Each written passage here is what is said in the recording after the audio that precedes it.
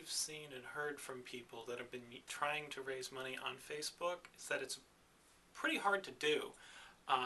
In our Facebook survey this past spring, we saw maybe only about 30% of people actually increasing their donations through Facebook. That doesn't mean it can't be done. I mean, people have done it, but it is kind of difficult. I mean, part of it may be just the people on Facebook don't want to be asked to give you money. They're there for fun sometimes. There are tools that people have seen some success, like What Gives is one of the tools, and then there's the Causes on Facebook is one of the more popular ones. And people have seen success raising money on there, but one of these things to remember with this is, they've got a fairly large fan base, and they could raise $1,000 or $2,000, but if they've got about 2,000 fans or so, that's only an average of maybe $1 per fan. So it's not always the highest payoff.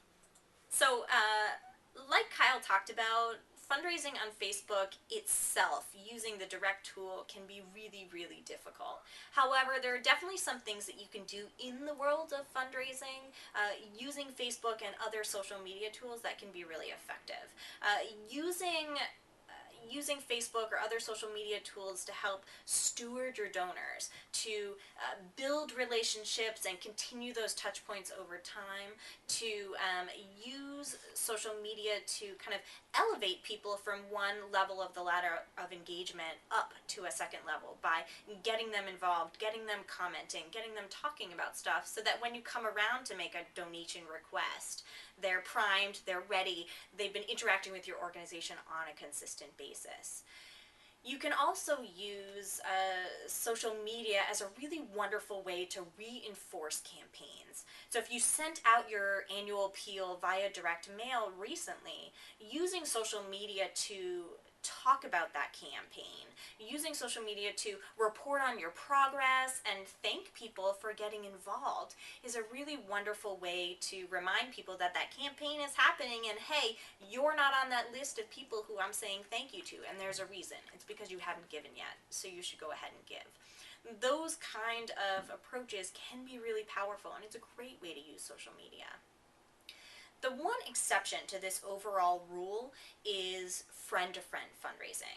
Time and time again, we see that friend-to-friend fundraising, so me asking Kyle to help me raise money for a specific cause that I care about a lot, not something coming from the organization, but coming from the constituent level, people find a lot of success there.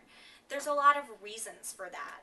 People find Facebook to be a really personal place. We're connected with our friends. That's often how the one and only way that we talk to our high school buddies or our college friends who we just don't see anymore.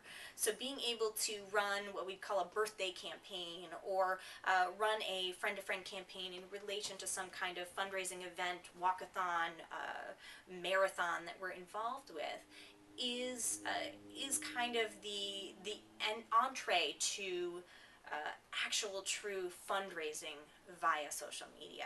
And if we as fundraisers can figure out how to take advantage of that, how to harness that personal feel and that personal energy and transfer that back to our organization, I think we'll have a lot of success using fundraising, using social media for fundraising, but we're just not there yet.